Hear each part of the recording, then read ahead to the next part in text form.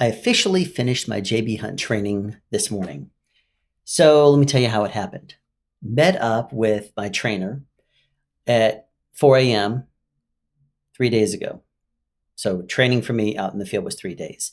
So the very first thing I did with her is we loaded up a trailer at the Palmetto rail yard. I say a trailer, that's wrong. It was actually picking up a container and a chassis at the rail yard there in Palmetto. So she had already pre-tripped and everything by the time I got to the truck, and basically taught me through the app. She was like, press this, press that. Sometimes hand me your phone, and she would handle it. Got to the Atlanta rail yard, and I think we picked up in F, maybe F flat. And it's laid out it's pretty easy. Palmetto's pretty easy. So we picked up there. We were going to a distribution center, a Walmart distribution center, not in Monroe, where I was used to. It was actually Lawrence, South Carolina. And I didn't know there was one there, but now I do. And so basically go up towards Greenville and then go on 385. So we headed out. One thing I will note is that she likes to take periodic breaks. So sorry about that beeping. There is a construction site right across. I'm at the Fairfield Inn, right off of the, what is it, the 138 exit? It's the one that goes down toward Peachtree City. Anyway, so loaded up and we went out to the DC in Lawrence, South Carolina. Now, here's what's interesting to me. At the DC, I had never done this as not being a Walmart driver. So I started to pull in there. I almost pulled into the Walmart lane. And she's like, no, stay right. And I'm like, oh, that's right. I'm not a Walmart driver anymore. So I got over there, and there's a bolt on the handle, so it's not only sealed, there's a bolt in it. So they told me to cut it off. Sometimes that happens, apparently. So I grabbed the bolt cutters and I went back there and I had to cut the bolt off of it. Interesting. I've not had to do that before. No biggie. And then went in there, dropped in in the drop lot they told me, which I think was G, and then pick up an empty from K. You always got to pick up an empty.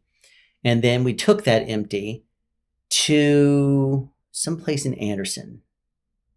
Where was that? It was someplace in Anderson.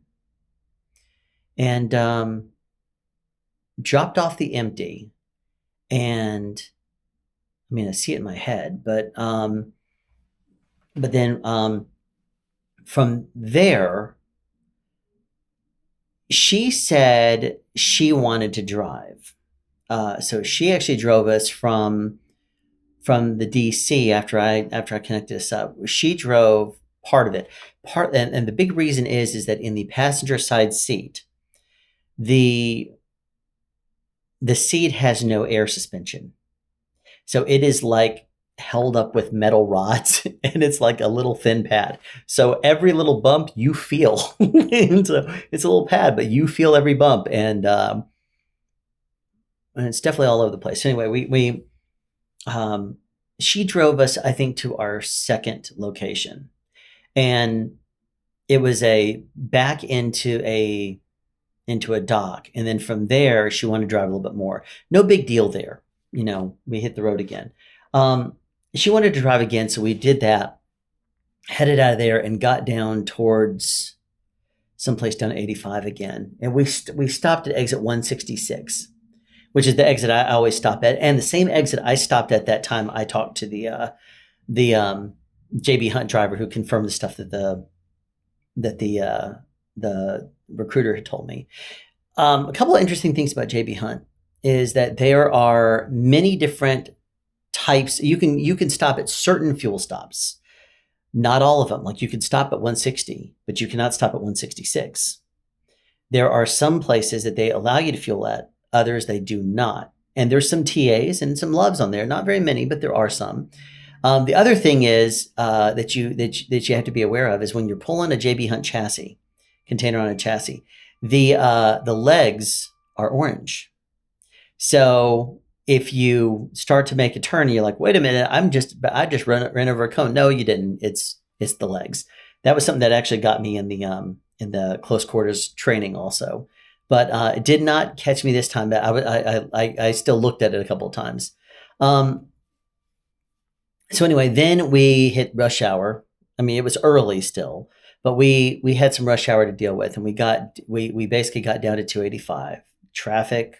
You know, two different collisions, one just before 316, one just before Jimmy Carter. Slow around 285. There was backup, slow stuff about just on the other side of 78, approaching Memorial Drive. Then it slowed down again on the other side of 20. Then it slowed down again before it branches off on 85 South, and got going down there. And I was given a couple of notes. She told me that I was being really hard on the brakes. I was on best behavior. So obviously, you know, knowing that my every single move was that I was hyper aware of everything I was doing. And I didn't think I was being hard on the brakes. Every now and then, admittedly, every now and then I'd put them on. Like if she'd say, all right, wait a second, what was that right there? And I quickly put on the brakes. She's like, no, hard braking. It's going to be a critical event. I'm like, okay, fair enough. I didn't feel like I was. And she mentioned I was being a little too hard on the brakes. And so I was like, huh. So I thought about it, and I thought maybe she was talking about that one time, because I did brake kind of hard at one point. And she said, no, it's been all day. I'm like, okay. And she said that when we first headed out in the morning, I was a little, you know, back and forth. She said, you smoothed out as we started to go, but I didn't say anything this morning. And I said, okay, you said I did get better later. And she said, yeah, you got better later. I'm like, okay, it must have been the steering that I'm getting used to, because it does drive. A Cascadia does drive very different from a T680. So that and the accelerator. With a Kenworth, as soon as you take your foot off the brake, it starts to pull. With a Cascadia, it will roll backwards. You have to kind of pop the gas just a little bit in order for it to go and then start to go. I mean, it will rev up and start to move. It makes me really wonder why they asked me when they were so adamant when I was talking to the onboard specialist, what vehicles have you driven in the past? And she wanted to know if it was automatic or manual. And I asked why, and she said because we might, depending on what's available, we might put you in a manual, but they don't do manuals anymore, according to the trainer. So anyway, I was like, all right, well, that's cool. I guess you know, I was made aware of that. I got better on the steering, but the braking was something to be aware of. And I was also, because of the braking, trying not to use them as much as possible. So I was trying to give plenty of following distance. There was a couple of times that I got going a little on the slow side for her. She was like, you know, you need to speed up. There's going to be cars behind you that are going to be really annoyed. And it was like there was an exit ramp, you know, going from 285 to 85 South. I was going about 8 miles an hour, I think, under the speed limit, going around that. And I was like, I said, was it just on the curve? She says, no, on the approach too. And then afterwards, as it branches off, what happens is 285 traffic from either side merges together, and then it merges you onto 85. So at that merge point, where the other side of 285 joins in there, they are trying to merge over because they want to get into the left lane on 85. But what ended up happening was I was driving and there was nobody in front of me because, again, I was going on the slow side. And these cars, they were very compacted. They were like, you know, going like every 30 feet. So what I was trying to do is I eased off just a little bit so that way I would fit better in between in a little gap there. And it started to kind of ease up so that way I wasn't going faster than everyone. I was going more the same speed. And she was like, speed up, speed up, speed up. You know, and then she later told me that I was being unsafe about that because I should match their angle. And I said I was anticipating that they could start jumping in front of me because when I was on the exit ramp to go from 285 to 85 South, there were a bunch of cars jumping in front of me without their turning indicators on. And I was expecting them to do the same thing on the other side. And she said, no, don't give them that opportunity. She says, you need to just go. Concentrate on you going, and they're not gonna crash into you. If they do, it's on them. But just be aware of what they're doing. Be aware of your space around you and stuff like that. But they're not gonna do that. So you just need to stay on going straight. If they whip out in front of you, adjust then. But she's like, you slowed way down. And I was like, I tried to match her speed. She said, you don't need to. You maintain your speed. You try to get up to speed because, the speed limit was what turned into like 65. And she's like, you need to be going the speed limit. And I'm like, okay. And I was still accelerating from the exit curve.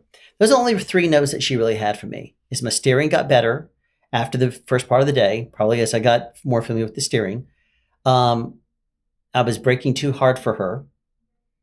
And then a couple of times I took it a little on the slow side as we were in heavier traffic. And she's like, you should have maintained the speed a little better. Aside from that, she said, you're doing fine. She said, yeah, you're doing good. You're doing fine. She said, I didn't have to kick you out of the driver's seat and take over. And I said, you have to do that sometimes? She says, yeah, sometimes I do. And she said, sometimes people just, I don't know how they have their experience, but they're not good drivers. I'm like, okay, well, that at least speaks better of me that she didn't have to, better of me than them at least, that she didn't have to take over. She said, she said, you're fine. She's like, some people can't back at all. You can. And I'm like, yeah, I've figured that part out. None of the backups I'd done the past 3 days, I'll say this, was just as good as my close quarters where I just went straight in with no pull-ups. I would be, I think 2 of the times I backed in there and I backed up straight, but I was a little bit over to one side or the other. Like if the lane was like this, I might have been centered instead of being centered perfectly in the lane. I might have been a little bit over to one side or a little bit over to the other. So I'd pull forward just to do it. But it was, I don't think any more than like, a quarter of the space was on either side. Most of the time it was a third or less. And then I just pull forward to straighten up.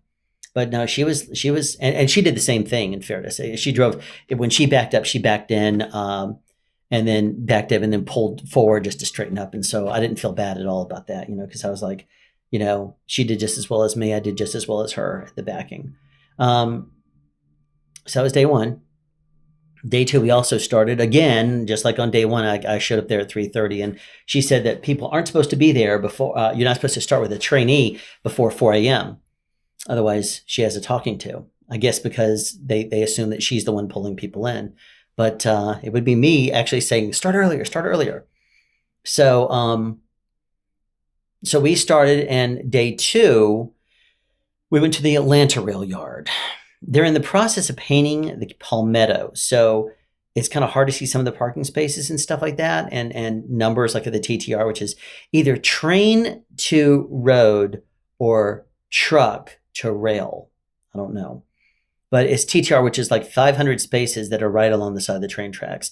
And a big crane would come by and pick up your containers and move out with them.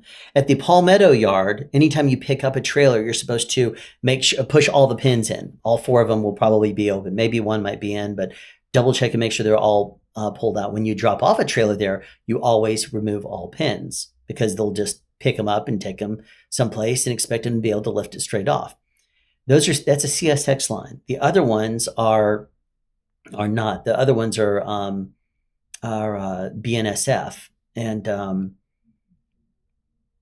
what is it? Norfolk Southern Rail, something like that. I'll figure it out in time. I think it's Norfolk Southern, if memory serves. The Express NS Plus app is what you're supposed to use to gain access, and you have to put in a bunch of information there to get into those, as opposed to Ship CSX. So day 2, I went to the Atlanta Rail Yard. That place was a madhouse because it's very tight and things aren't labeled at all. I used my map. I knew that I was going to be going to Yard 4, which is angled parking spaces between 2 rails. It barely gives you enough space to pull out a trailer, and she said you never back in there. You always pull on the left side and pull through if you have a trailer. And then you just pick it up and you leave with it. You're not allowed to back in there at all, which after pulling one out forward, it doesn't give you much room at all. I wouldn't want to back in there. But apparently it's something that people try to do. That's going to remember Rail 4, do it. And some of this stuff, by the way, I'm sure I'll figure out more in time. Like I'll say, I'm having a problem with this, and then I'll call the office, and they're going to say, "Why are you trying to do that? You should just do it this way." And that's just something that didn't come up in training because we didn't go to every yard in the rail yard. We didn't go to every single rail yard multiple times. Only Palmetto. I only went to the Atlanta Rail one time to pick up a trailer, and from there I went out to Augusta. There was a Kimberly Clark that we went out to in Augusta. I dropped off there, and it was a Ferrero chocolate, something like that, or a candy maker, and then picked up an empty. And basically, you're supposed to at least make sure that they are cleared out. You have to make sure that if it's really dirty, there's big pieces of cardboard, if there's pieces of wood, something like that, you have to do a full sweep out, then you might get some money for it. But if not, it's just part of picking up an empty. You're supposed to, pick up the bigger pieces. If there's anything that's overly bad, just sweep it out. If it's really bad, that's when you can take a picture before and a picture after and request compensation for a full sweep out. If it's really, really bad, you can maybe go by a blue beacon if you really want to waste that kind of time. But I might look at getting some sort of a blower, or I was thinking about a push broom. A lot of people there have push brooms. People online at the Martin forums were always saying you get yourself a blower. So I might look into that. One of the two, at least. So I might look into one of those. Let's see. So after I picked up the empty at Kimberly Clark, I drove over to another Kimberly Clark that was about six exits away on 520, and went in security there, dropped off the empty, went by the shipping office to do the paperwork, picked up a loaded trailer, and then got out of there. Let's see. Leaving there, I drove back to exit 138 again, which is the same Pilot Flying J we stopped at on the way over. She just wanted to grab some food on the way over there. On the way back, we stopped by and fueled up because she likes the 138 stop. I always like the Monroe. It's the last one before you get to the major parts of the city, and I just like the layout better. But she likes 138. So anyway, stopped at 138 on the way in. I fueled up. One of the big issues I have a hard time is understanding people who are talking to me when there's a truck or multiple trucks idling. People just don't seem to talk loud enough, or they talk in the same frequency range that the trucks are going. So I'm like, what? Repeat that? And they'll have to repeat it like when we got there, she said something about the windows. And I'm like, I'll do them. Because the first day she asked me if I would do the windows. I said, sure. So I did the windows after I fueled up. Second day, I thought she was asking me to do the windows again. I did the front, didn't do the side. She was probably telling me apparently to make sure I do the sides. I'm like, okay. But I thought she was talking about the front, so I didn't do the sides. So let's see. From that 138 location, we started driving back. Just, she took over driving, and she wanted to drive us to the Austell Rail Yard. And the reason why is because as traffic started to get kind of busy and stuff like that, she wanted to take a couple of routes that I didn't know, or some routes that she knew that she wanted to just make sure we took. So we got to Austell, dropped off in one of the yards, and then from there she drove me by the Lithia Springs terminal, and I looked at it from satellite. She was still driving. She wanted to drive, and she showed me a really cool way of getting back to the Palmetto Yard, which is basically going straight down, what was it, 92? Whatever Thornton Road is. Thornton Road turns right in, and it continues straight, but it right there at pretty much the Averett where I went to for the pods location, pretty much right at that light, you turn right onto Fulton Industrial, and you go straight down until it basically comes to a T intersection. You turn left and you go down like a mile, if that, and then you turn into the rail yard on the right. You go over the railroad tracks, and that's where it is. So kind of cool. Learned another back roadway, and she was telling me some different tricks. Take this road over there. Take this if there's traffic here. Take this road if there's traffic there. Try to remember all that. because there's a lot to remember. Those 2 days, I made more than the 8 hours at $20 an hour had paid me for training last week. So that was good. What was not good is when she said, yeah, you're ready to go. We'll just go out tomorrow and do a little bit, and then we'll call it and we'll sign you off. And I'm like, okay. And at the end of the day, she was thinking about it, and she's like, yeah, you did a lot better with the breaks today, a lot better with the breaks. Yeah, I can't really think of anything. I think you're ready. And I'm like, okay. Well, and she said, you're going to be a little rough around the edges for the first month you're out on your own. You're going to be figuring things out. You're going to be just, it'll take a little bit, extra time and stuff. But once you kind of, she said the runs that we did both of those 2 days, she said normally you could get out there for each one of those in just about 3 hours. If there's no traffic, maybe add an hour in traffic. And then each one of the drops, maybe an hour total. And then maybe between add in there a little bit of the underage, it might be a little less than an hour, but add in fuel time that might be coming into those hours also. She's like, no, you should be ready. So tomorrow what we're going to do is a couple of crosstowns. Crosstowns are when you move things from one yard to another yard. So like the Austell off rail yard or the Atlanta rail yard may end up needing to unload a container and have it moved over to Palmetto, where CSX is going to take it someplace. And it makes sense that they go in different places. It is 2024, 2025 by the time you watch this, if not later. So it makes sense, that there would be different rail yards, railroad tracks going in different directions. So anyway, that was day 2. Today was day 3 with the trainer.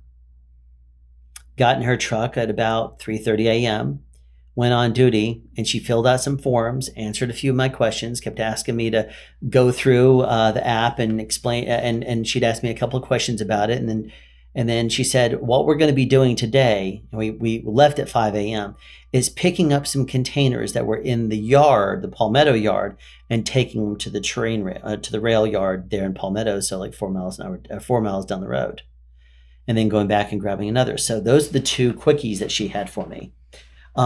She has some say as a trainer as to what assignments we get for the day. Don't want to send us out too far because we could get stranded. With a trainee, you go a little on the slower side. She said that each of the 2 runs that we had done together and taken about 11 and a half to 12 hours to do, 11 and a half to 12 and a half hours, 12 and a half the first day and 11 and a half the second day. She said each one of those, if I was more experienced, could have been done in about 8 to 9. And then she said you could spend your last, couple of hours picking up another load and getting out of the city. I'm like, So maybe that would be how you can get 6 runs in a week. That kind of thing would be if you do some long ones, then come back and drop and then pick up another and leave with it. Maybe that would be how you do it. So I need to look at the map and I need to find some good truck routes to take me around 285 to get to different yards. Obviously, if I'm coming in from the west side, like from Alabama, I'm just if I'm going to Austell, I just might as well go to the Thornton Road exit and then go north. If I'm going to the Palmetto, from there, if it's any kind of traffic, get on Thornton Road and go south and then take it there. If I'm going to the Atlanta rail yard, I'm doomed. I might as well just go straight on 20 to 285 and go 285 north and take it to exit 16 and then go backwards from there. When we picked up the Atlanta rail yard, in training, they told us, go back out to 16, take 285 around. She knew back roads, and she said it's like 5 a.m. So we might as well just go through the city.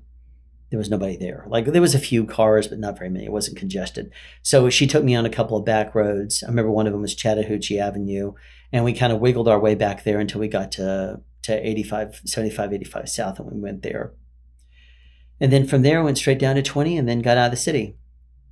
So anyway,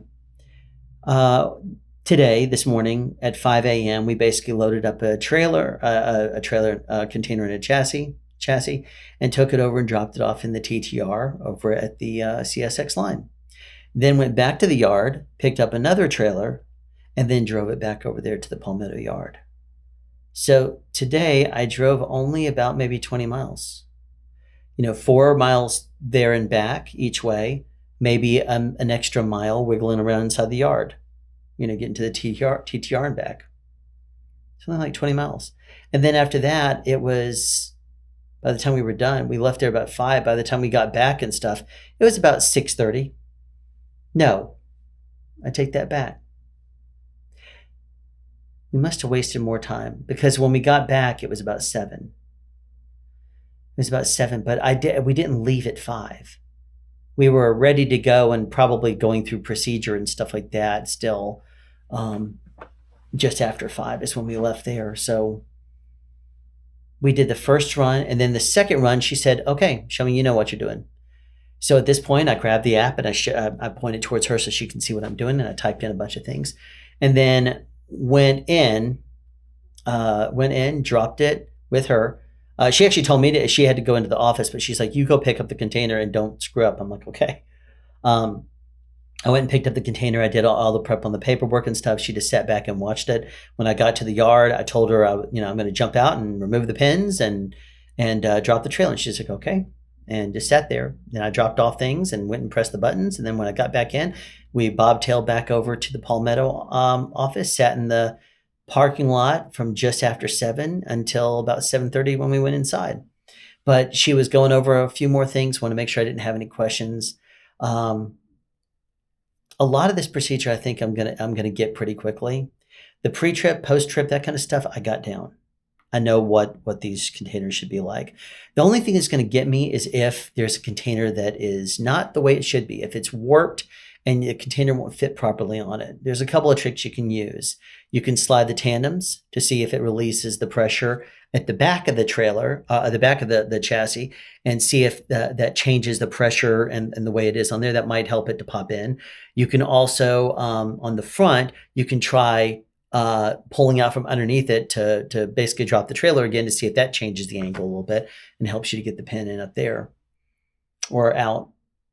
So anyway, that was the training thing. From there, we went inside, and a very experienced guy that has like 3 million plus miles, he was one of the trainers. He said, "How you feeling?" I said, "I feel pretty good. I feel pretty good. I'll as I'm doing things more on my own, it'll start to make more sense." And he said, "Okay, how you make a service call?" I'm like, "Huh?" He's like, "How you make a service call?" I'm like, and then I said I would start by texting the trainer I was with, and then when she responds to me, do whatever she says. And he just kind of shook his head and said, no, she could be on vacation. She could be away. You need to know how to do this. Pull out your app. So pull out the phone. He takes me over to this one area. It's called Driver Tools. And we had gone through it, and my trainer had said, you only ever need to go into one thing there. Apparently it was the second one. And the service call would be what you go to if you have a breakdown, if you have a delay, if you have certain things and you want to inform the office that you've been delayed for some reason. That's what you would put in. I'm like, okay, good to know. From there, he just kind of, looked at me and then went back to what he was doing. He got pulled into the office for a few moments and then came back out. And the manager was handed my paper. He was pretty busy. He had a lot of stuff going on. He was, I peeked in his office a little while ago to see, because I knew I was going to be talking to him. And I saw him reviewing a video that involved a driver driving on the road. He was looking at driver videos and doing this number and looking at him. And there was a couple of, videos he was watching. There was another one where, he was doing something else, not involving watching the videos. But when I went in there, he said, "How you feeling?" I said, "I feel about as good as I think I'm going to be in training, unless I sat there and just ran a whole bunch more and just was allowed to mess up and then correct it on the fly." But I said, I think I feel pretty good. I just, need to do it. And he's like, "Yeah, well, you will." He said, "We don't have a truck for you right now." He said, "So the day you're scheduled for Sunday through Thursday." He said, "You will come in He said, you're not going to have a truck by tomorrow. It'll take a couple of days to get your truck. There's other people in front of you first. So you're not going to be working tomorrow. So just put in for 8 hours, saying, waiting on power unit.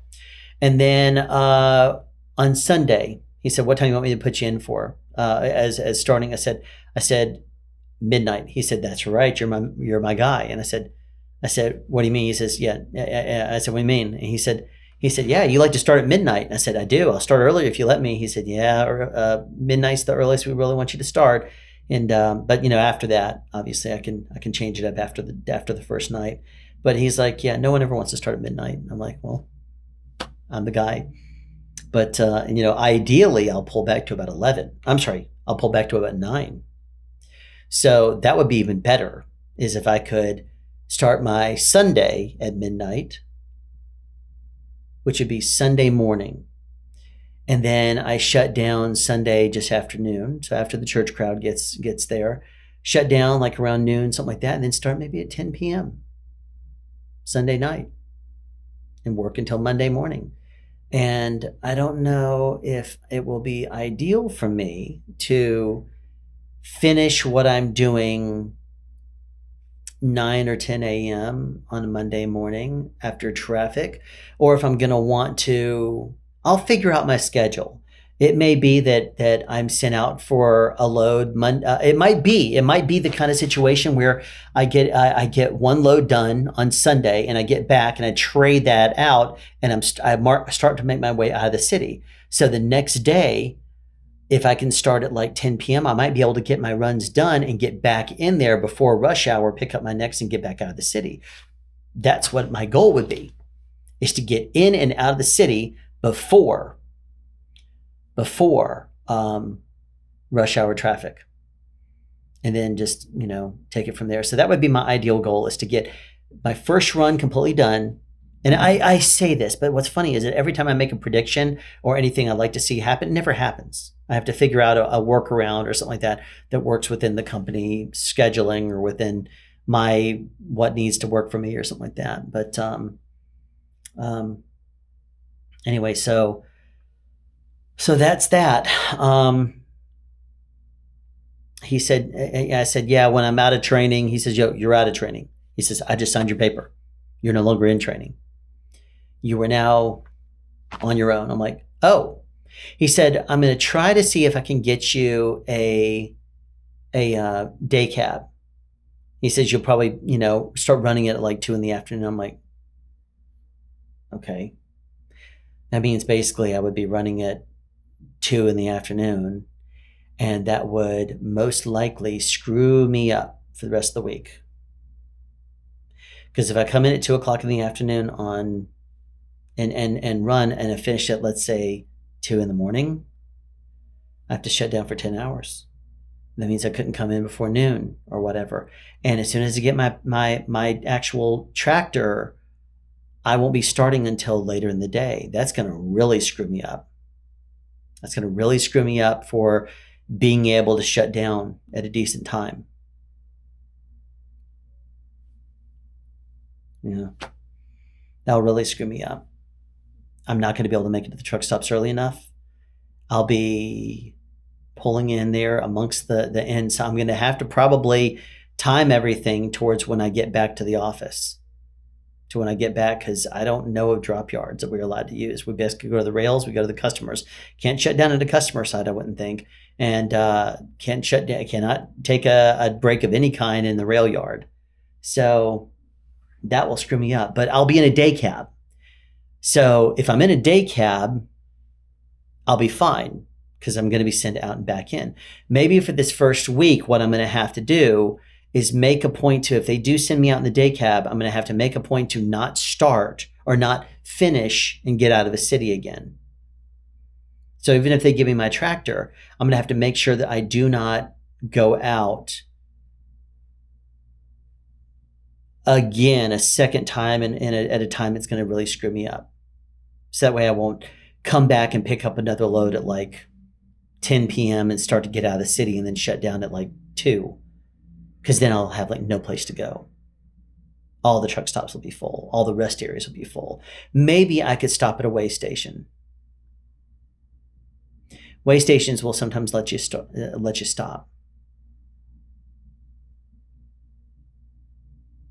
The ones in Georgia at least do.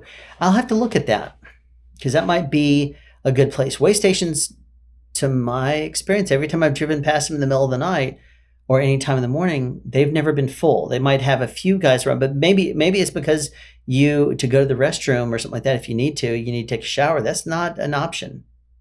So anyway, today is Wednesday. Today is also my Wednesday because I went out with the trainer the past 3 days.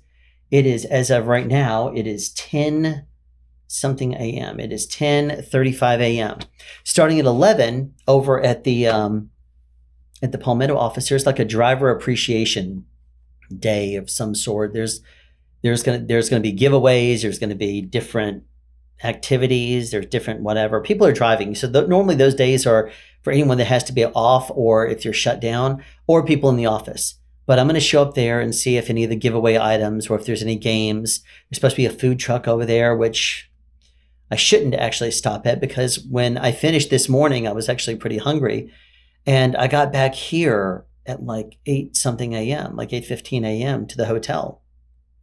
And when I got here, I was like, oh, wait, they have food. They have the continental breakfast. As soon as I walked in there, I smelled bacon. I'm like, bacon. So I went over there and I saw there was only like 8 pieces left. So I grabbed 5 of them and I said, even then I feel like I'm being a pig. But then I grabbed, they had waffles, granola. The granolas I've gone down there and grabbed before. I should have grabbed a banana. I think they were out of them actually. They only had oranges. But I grabbed a few other things and came in here and ate and sat there and, sat down and chilled out for a little bit. Then I decided to record this. But right before they stopped doing their food at 9, it was 8:52. I went down there and they had replenished the bacon and I raided it and I got a lot of bacon and then I ate it all. So I'm like, happy. People always say whenever you eat a lot of bacon, your heart. I'm like, well, my heart is floating in grease right now. It's like, it's happy though. It's a happy heart. I say that and watch it's, knock on some wood. Where's some wood? Table's wood. Because I don't want anything to happen. But yeah, it was tasty. It was goodness. So anyway, what I'm going to do now is I already told the manager that if I'm not going to be needed today, and if you're not going to be calling me in to give me a tractor tomorrow, then what I'm going to plan on doing is I'm going to go out today. I'm going to go ahead and just check out the hotel. It says, yeah, whenever. It's your room through tomorrow if you want it. So I'm like, okay. Well, there's no point in me staying here if I'm not going to be training. I'm going to load up my stuff here, which is already packed. I just got to put the camera in the bag and head out. Get my shoes on and head out. And I'm going to go to my house. I'm going to do laundry and get ready because in a few days it's today is Wednesday. Tomorrow I'm on schedule, but I'm going to put in for 8 hours waiting on a tractor.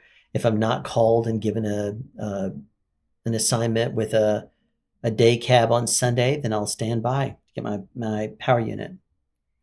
I might send the manager a message and tell him that if he has any units that are out of town and he needs them moved in, I would be glad to volunteer for that. I might send him that message real quick, just so that way he knows.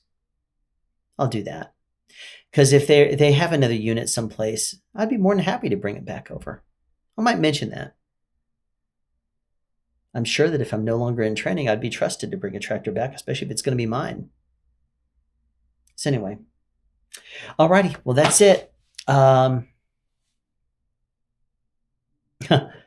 One of the last things I did with my trainer is she sat down and said, here's a bunch of, she talked about some old school things that were kind of funny, some old tricks that she did about working around a system, and then started telling me a bunch of fun facts about being a trucker. And one of those is that if your hours of service are up and you violate your clock, if you are rear-ended, if anybody hits you at all, it doesn't matter if they crash right into you or whatever. If your clock is up, then you are at fault because you shouldn't have been on the road.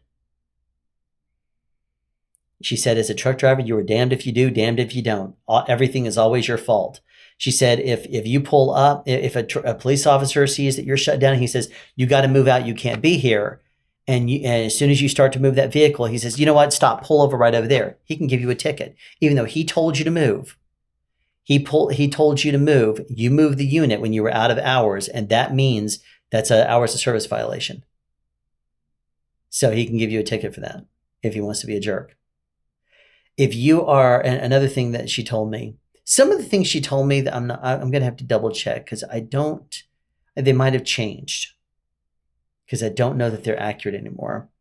Like she said that the 16-hour, extending your clock to 16 hours only is if you are home daily, if you are in and out the same day. It doesn't work if you're OTR or Southeast Regional or whatever else. I said, but what about in bad weather? She shook her head and said, that's only something you can do to extend your clock if you are home daily. And I said, really? Because I thought you could extend it, not your drive time, nothing you can do about that, but I thought you could extend your clock to 16 hours in cases of bad weather. She said, to get to a safe haven. She said, nope, can't do that. So I'm going to have to look that one up. There's a couple of things like that I'm going to have to look up that she told me. Another one was that if you're behind the wheel of a commercial vehicle at all and you're involved in any accident and someone is killed, minimum of 20 years in jail, 25 years in jail. I was like, no ifs, ands, or buts. She's like, nope. She said, you can get up there, you can try to fight, even if you have the best lawyers and stuff, you're still going to jail for 25 years. And I said, and that's 25 per person you kill. And I said, how is that? And because she also, told me the thing about if you are out of service, out of hours, and you are rear-ended or something like that, you're not supposed to be on the road, so it was your fault. So I said, so if you run out of hours because you were caught in a bad weather scenario, and because I said, and you can't use your hours of service to get to a safe haven or something like that, you just basically pull over to the side of the road, and they tell you to move. A police officer tells you can't be there, you have to move, and you move, and someone rear ends you, and they die. You're at fault, and you're going to jail for 25 years. She said, yep. That seems to me very highly unfair, because you would not move if a police officer didn't tell you to move. If the police officer tells you to move, you're supposed to do it. But if you're out of hours and the police officer tells you to move, and if you are out of your hours and you are rear-ended or you are hit at all, you're at fault. And if that person dies and you are at fault, or you're at fault for killing anybody, then you go to jail for 25 years. That whole chain of events right there seems extremely unfair. So the best thing you should be able to do is just fold your arms there if it's bad weather and say, I'm not moving. You could arrest me if you want to, officer. You're not going to, I'm not able to move, or tow me, whatever. Almost seems like they're asking for you to ignore a police officer and to get yourself in trouble. Either get yourself towed or get yourself arrested. Some things I got to look up. Some things I got to think about. Because some of this stuff just... This is, again, one of those things that I think having the government in charge of making rules and policies without having ever driven or without ever having done the job is really, really ridiculous. You really need people that are former drivers to be in charge of it. That way, they're going to be able to make rules regarding hours of service that will make sense. If you are not supposed to leave, if you were supposed to shut down at 14 hard hours or after 11 hours, and there's absolutely no ifs, ands, or buts, you move that vehicle, you're in trouble. Doesn't exactly seem fair if you would be moving it to clear a road. Or if there was some sort of a delay and you're not able to actually move for some reason. Like I'm thinking about when I was in the Donner Pass. when I was in the Donner Pass earlier this year, or by the time you're watching this video, last year, um, basically when I was in the Donner Pass, I think it was January or February 2024. And I was doing fine on my hours of service. I was going to be able to make it all the way through the Donner Pass. I knew there was a storm coming in and chain law was probably going to be put into effect, but I was doing well. I was going to be able to get through the Donner Pass before it shut down. But there ended up being a Mazda that hit a tanker, and they ended up screwing up everything for everybody. They stopped it while they had plows that just completely plowed out the road in front of us, because that was basically at Donner Lake. And by the time we got moving again, they had put in the chain law in effect behind us. Schneider only gave us 4 total chains. So even if I was on the Donner Pass and only had 4 chains, if they tell you to chain up, it's 8 chains. So 8 chains in the Donner Pass. I would not have been able to. What are they going to do? Turn me around when I'm almost all the way through? I'm basically at Donner Lake. All I have to do is go down, finish the last, 20 miles or something like that, and you're into Nevada. Would they turn me all the way around and send me back to Sacramento? Another 80 miles, whatever it is? I don't know. I'm glad they grandfathered me into their process, because they had already used their plows to clear the road in front of me. But I ran out of hours because I was delayed there for 2 hours plus, nearly 3 hours. That's what I did the Alley Docked episode from the Donner Pass. And that was after I'd been there for a good hour sitting there. And then there was more time afterwards. And it was taking it slow. As soon as they opened it up again, things moved slow and we weren't going very fast. And I ran out of hours. I think I violated my clock by 6 minutes, something like that, 10 minutes, something like that. By the time I got through there, got into Nevada and pulled over at that first rest area.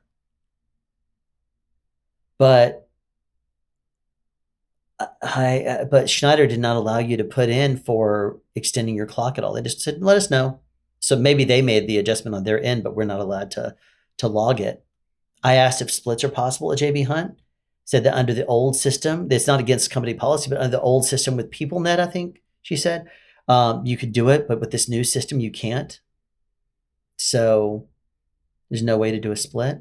If there's no way to do a split, then, because otherwise you could be shut down on the Donner Pass. You could do a split for 2-3 hours, whatever, or more. And then as soon as you're allowed to go, it's not going to reset your drive hours, but it'll reset your 14. So you would be allowed to use your rest of your drive hours that you would normally not have to get out of it into a safe place. So maybe there's a way to inform the office and then make the change in the logs or whatever.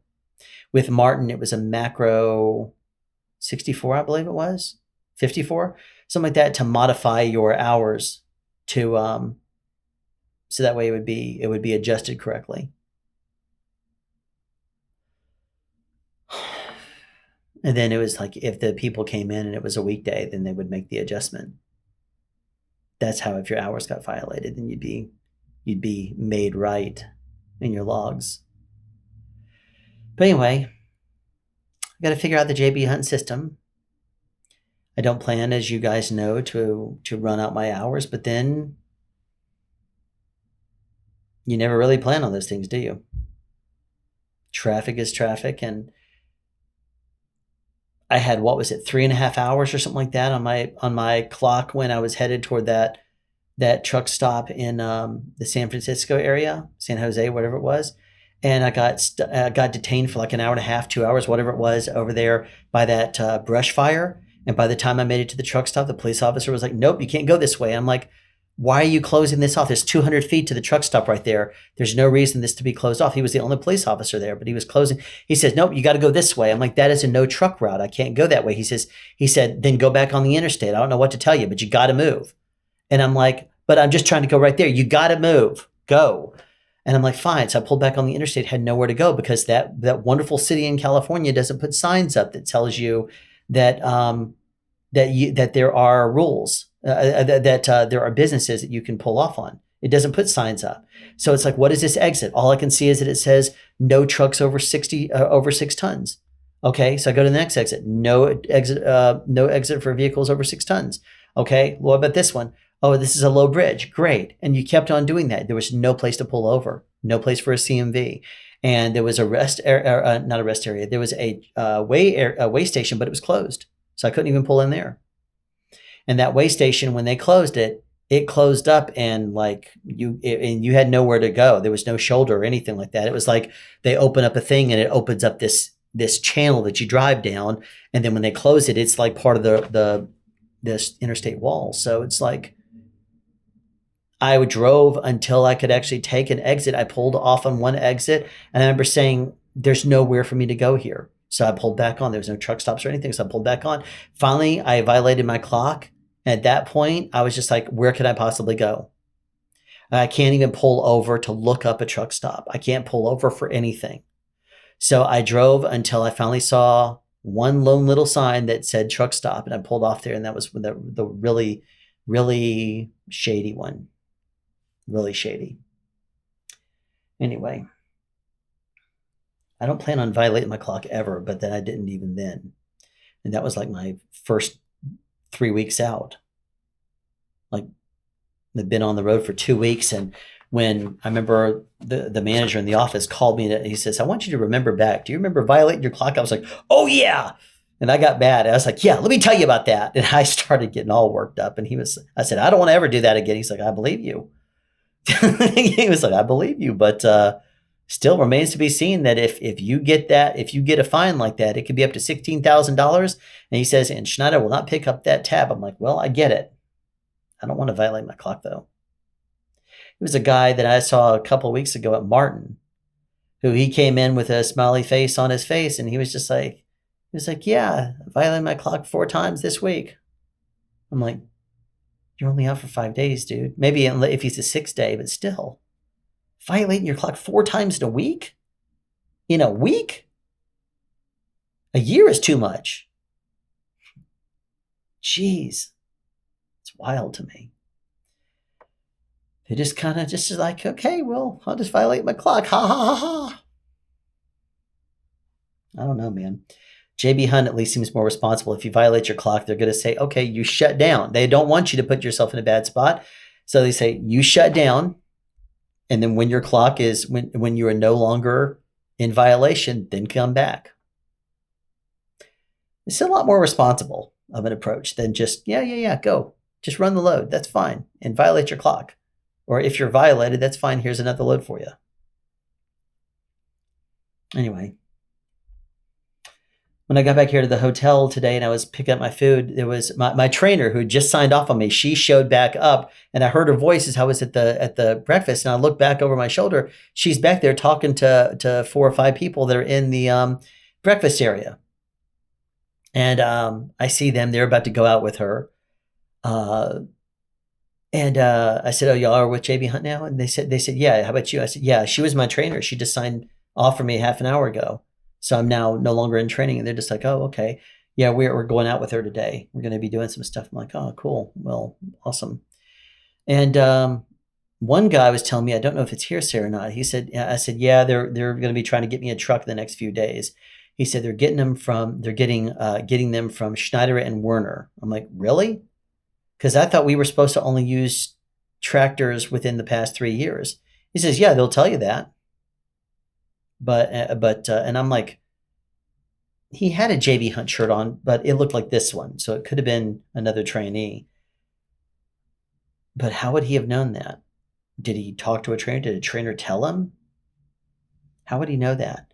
I'm going to have to see what they give me because I'm very curious. I don't think they're going to be giving me a 2024 like Schneider did. That made that one guy jealous when I was trading in my dry van for my first dry van I took out and traded in for my trailer. He's like, oh, a new driver. Yeah. Well, they put him in a 2022, I think he said. He's like, could they give you a 2024? I'm like, yep. Well, granted, I picked it up and it already had like 12,000 miles on it. And I think the date on it was like, it had been released or something like that. The date it was manufacturing was like in March. So I think somebody else had it before me and they took it out for like 12,000 miles and then quit the company after a month and change maybe. Then nobody drove it for however long before I picked it up. Could have been a week, could have been a month, could have been 3 months for all I know. Depends. So anyway, that's that. I'm waiting to see what happens now, when what they're going to tell me to do on Sunday, and I know they're not going to need me tomorrow or Friday. Friday I'm not scheduled, so I'm going to send that message to my manager to see if he wants me to go pick up a truck. And if so, that will be that. I'll be getting my truck issued. I'll start to actually be able to be responsible for a truck again, where I can learn the maintenance of it. I can go through it all, make sure it has the proper permits, all the proper insurance card, all the right information, inspection, fuses, the triangles, make sure all of that is done. And once everything is completely set in stone, I won't need to look at it again, because I'll know it's my truck and I'll know where everything is. I can start getting my windshield wiper fluid, stocked up and full. And if I need to get that from the maintenance, I can. Whatever. I'll start doing my thing, and we'll get this JB Hunt thing straight. I'm looking forward to it. See how it goes. I got to figure out a schedule that works really well for me, but I think it's going to be starting at midnight on a Sunday, and see if I can get out and get back in, and then get in after traffic, and then get back out of the city. Get back out of the city, so that way the next morning I can, or that night even, I can just hit it hard and start going straight and go wherever I'm supposed to be going. And then get back and hopefully start to pull my schedule back, because I think it'd be really cool to actually finish my schedule on Thursday morning and finish it at let's say 10 a.m.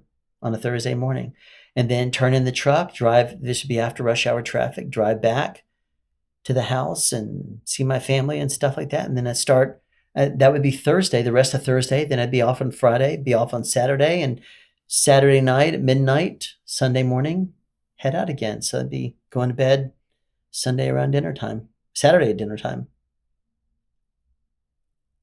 Anyway, it'd be neat. All right, well, I'm going to end it there. Thanks for watching.